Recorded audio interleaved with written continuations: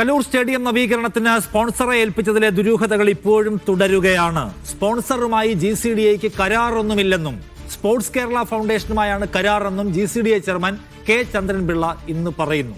അനുമതിയോടുകൂടിയാണ് ചുറ്റുമതിൽ നിർമ്മിക്കാനായി മരം മുറിച്ചത് എന്ന് പറയുന്നു. മത്സരം നടക്കരുത് എന്നാണ് കോൺഗ്രസുകാരുടെ ആവശ്യമെന്ന് പറഞ്ഞ് കോൺഗ്രസിനെ ചാരുന്നു. GCDAയുടെ എക്സിക്യൂട്ടീവ് യോഗം എന്തായാലും കൊച്ചിയിൽ തുടങ്ങിയിട്ടുണ്ട്. കൂടുതൽ വിവരങ്ങളിലേക്കാണ് നമുക്ക് പോവേണ്ടത്. സിജോ വർഗീസ് എൻ്റെ കൂടെയുണ്ട്. അതിനു മുൻപ് ഇന്ന് രാവിലെ GCDA ചെയർമാൻ പറഞ്ഞത് കേൾക്കാം. കരാറുണ്ടോ ഇല്ലയോ എന്ന് അത് കേട്ടിട്ട് നിങ്ങൾ മനസ്സിലാക്കുക. കരാറുണ്ടെങ്കിൽ അത് പുറത്തുവിടും, അതിന്റെ രേഖകൾ പുറത്തുവിടും. ഇല്ല, സ്പോർട്സ് കേരള ഫൗണ്ടേഷന് സ്റ്റേഡിയം മാച്ചിന് വേണ്ടി തയ്യാറാക്കാൻ കൈമാറിയിട്ടുണ്ട്. അത് രേഖാപരമാണ്. അത്രയും സ്പോൺസർക്ക് കൈമാറിയതാണ് ഇതിലെ വിവാദം. സ്പോർട്സ് കേരള സ്പോൺസർക്ക് GCDA കൈമാറിയിട്ടില്ല, അങ്ങനെ സാഹചര്യം ഉണ്ടായിരുന്നിട്ടില്ല. ഈ സ്പോർട്സ് കേരള ഫൗണ്ടേഷൻ എന്ന് പറയുന്നത് ഒരു PSU ആണ്. അതിന്റെ MD വിഷ്ണുരാജ് IAS ആണ്. GCDA ചെയർമാൻ പറയുന്നത് എന്താണ്? സ്പോർട്സ് കേരള ഫൗണ്ടേഷന് കൈമാറിയിട്ടുണ്ട്, അത് രേഖാപരമാണ്. ആ രേഖ ഏതാണ്? മന്ത്രി V അബ്ദുറഹ്മാൻ കത്ത് കൊടുത്തിട്ടുണ്ട്. സ്പോർട്സ് കേരള ഫൗണ്ടേഷൻ എന്ന് പറയുന്ന ഒരു സ്പെഷ്യൽ പർപ്പസ് വർക്കിൽ മെസ്സിയെ കൊണ്ടുവരാൻ ഫോം ചെയ്തിട്ടുണ്ട്. അതിന് സ്റ്റേഡിയം കൈമാറണം. കൈമാറി, കത്തുണ്ടല്ലോ, രേഖയാണ്. കരാറുണ്ടോ എന്ന ചോദ്യത്തിന് കരാറുണ്ട് എന്ന വാക്ക് GCDA ചെയർമാൻ പറയുന്നില്ല, മന്ത്രി പറയുന്നില്ല, സ്പോൺസർ പറയുന്നില്ല. കോൺട്രാക്ട് ഉണ്ടോ? കോൺട്രാക്ടിനകത്ത് നോംസ് എഴുതി ചേർത്തിട്ടുണ്ടോ? ഉത്തരവാദികളെ തീരുമാനിച്ചിട്ടുണ്ടോ? അതുണ്ടെങ്കിൽ അതിന്റെ കോപ്പി തരാമോ? ഈ ചോദ്യത്തിന് അതോറിറ്റീസ് ഒന്നും മറുപടി പറയുന്നില്ല. നമ്മൾ സ്പോർട്സ് കേരള ഫൗണ്ടേഷന് കൊടുത്തല്ലോ. Sports Kerala Foundation government mechanism ആണല്ലോ, അതിന് കൊടുക്കാമല്ലോ എന്നാണ് ചന്ദ്രൻപിള്ള പറയുന്നത്. ആ സ്പോർട്സ് കേരള ഫൗണ്ടേഷൻ അത് ആർക്ക് കൊടുക്കുന്നു? സ്പോൺസർക്ക് കൊടുക്കുന്നു, എന്തോ പണിയെടുക്കാൻ. അതിന് കരാറുണ്ടോ എന്ന് ഇപ്പൊ GCDA ചെയർമാനോട് രാവിലെ മീഡിയ ചോദിക്കുന്നുണ്ട്. ഉണ്ടാവുമല്ലോ എന്നാണ് അതിന്റെ മറുപടി. ഉണ്ടോ ഇല്ലയോ എന്ന് അദ്ദേഹത്തിനും ഉറപ്പൊന്നുമില്ല. എന്തായാലും പണി പൂർത്തിയാക്കുന്നു. അതിനിടയ്ക്ക് 70 കോടിക്കാണ് പണിയെന്നാണ് സ്പോൺസർ പറയുന്നത്. ആ 70 കോടിയുടെ കണക്കൊന്നും അവിടെയുള്ള മറ്റാർക്കും അറിയില്ല, കോൺട്രാക്ടർമാർക്കൊന്നും അറിയില്ല എന്ന പോയിന്റ് വേറെയുമുണ്ട്. എന്തായാലും സിജോ എൻ്റെ കൂടെ ഉണ്ട് കൊച്ചിയിൽ നിന്ന്. ഒപ്പം ലിഡിയ ജേക്കും. സിജോ, പ്രധാനപ്പെട്ട പ്രശ്നം കൊച്ചിയിലെ ഇന്റർനാഷണൽ സ്റ്റേഡിയം ഇങ്ങനെ പണിയെടുക്കാൻ ഒരാൾക്ക് കൊടുത്തതിന് വല്ല രേഖയും ഉണ്ടോ എന്നതാണ്. ഇന്നത്തെ ദിവസമെങ്കിലും നമുക്കതിലൊരു ക്ലാരിറ്റി ഉണ്ടോ സിജോ?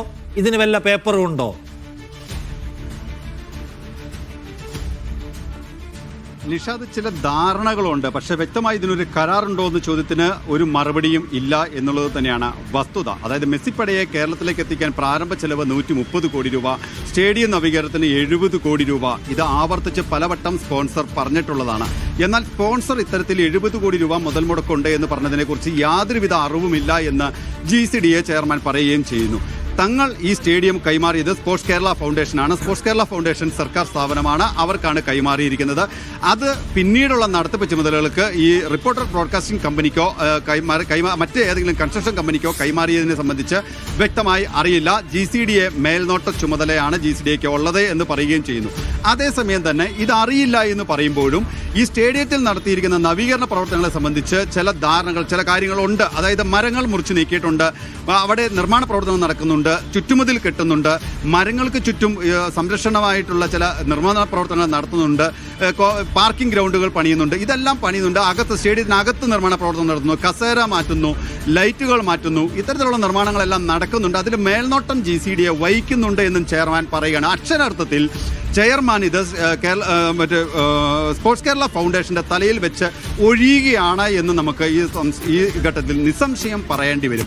കാരണം ഇത്തരം നിർമ്മാണ പ്രവർത്തനം നടത്തുമ്പോൾ സ്വാഭാവികമായും ടെൻഡർ വിളിക്കണം, ടെൻഡർ നടപടികൾ പൂർത്തിയാക്കേണ്ടതുണ്ട്.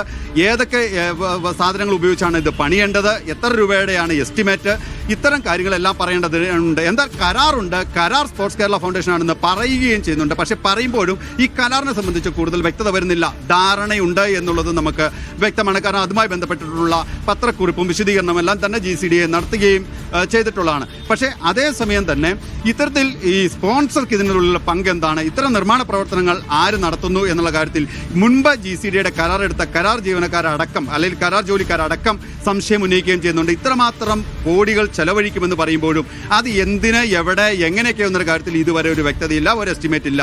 ടെൻഡർ നടപടികൾ പൂർത്തിയാക്കിയിട്ടില്ല. ഇതാണ് ഏറ്റവും പ്രധാനപ്പെട്ട ഒരു ആരോപണമായി ഉയരുകയും ചെയ്തിരുന്നത്. അതേസമയം തന്നെ ഇതിൽ ചില രാഷ്ട്രീയ മാനങ്ങൾ കൂടി GCDA ചെയർമാൻ പറയുകയും ചെയ്യുന്നുണ്ട്. അതായത് കോൺഗ്രസ് പ്രവർത്തകർ ഇന്ന് പ്രത്യേകിച്ച് ചേർന്ന ഈ യോഗത്തിൽ, GCDA എക്സിക്യൂട്ടീവ് യോഗത്തിൽ ചില കാര്യങ്ങൾ ചർച്ച ചെയ്യും.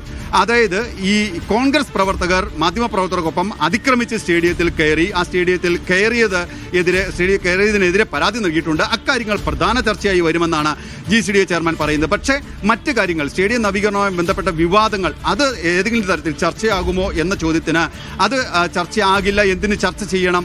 സ്റ്റേഡിയം നവീകരണം പൂർത്തിയാക്കി 30-ാം തീയതി സ്റ്റേഡിയം കാലാവധി തീരുമ്പോൾ, നവംബർ 30 കാലാവധി തീരുമ്പോൾ അത് കൈമാറും. അത്തരം സിജോ ചൂണ്ടിക്കാണിക്കുന്ന പോയിന്റ് ഇതാണ്. അതായത് ധാരണപ്പുറത്തും വിശ്വാസപ്പുറത്തും കൊടുത്തിരിക്കുന്നു.